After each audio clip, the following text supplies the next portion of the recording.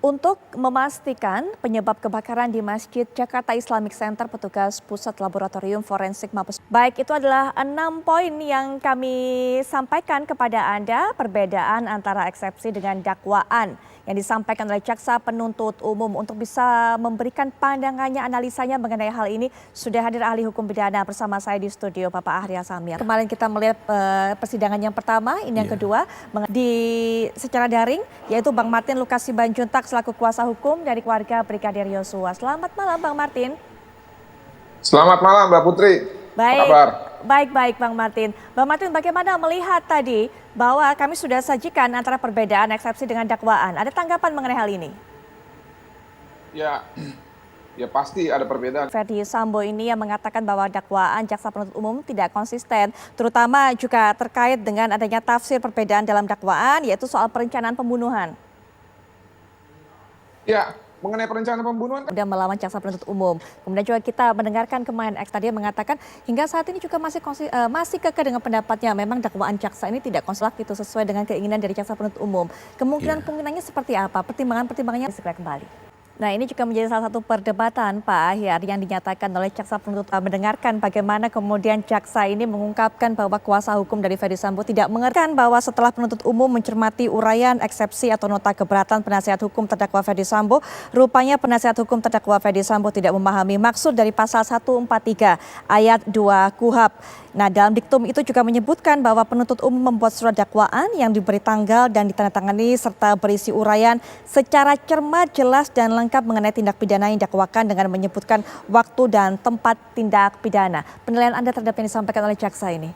Sudah memberikan prediksinya tadi terhadap manuver-manuver dari kuasa hukum dari Ferdi Sambo. Unsur pembuktian nanti akan menjadi hal yang begitu penting. Ya, dari awal saya sudah. Eliezer ini sebagai kambing hitam, termasuk juga menyinggung tadi mengenai tidak objektif. Nanti bisa berikan pandangan juga Pak Ahyar, tapi setelah jeda berikut ini kami segera kembali. Baik, seperti yang sudah sempat saya singgung dari awal tadi yang juga sudah kami bahas sejak awal, itu yang dikatakan Pak oleh kuasa hukum dari Ferdi Sambo, masih tetap berpikiran bahwa memang dakwaan dari jaksa ini tidak konsisten. Tadi kalau mungkin Pak Ahyar punya pandangan terhadap apa yang disampaikan oleh Bang Martin bahwa alih-alihnya adalah mengkambing hitamkan Eliezer.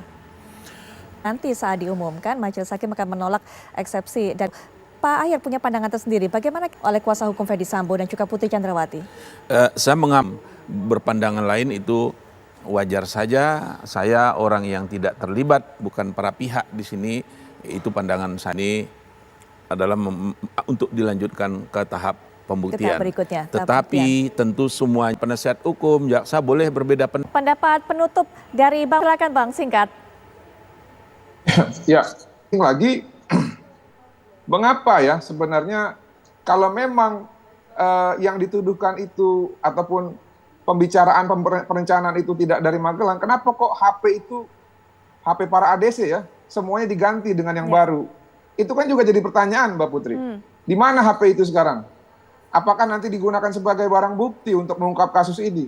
Nah, itu harus bilang ya hanya mereka yang tahu gitu ya Mbak Putri ya. Tapi saya optimis dan yakin bahwa 340 itu pasti akan terbukti nanti di depan persidangan.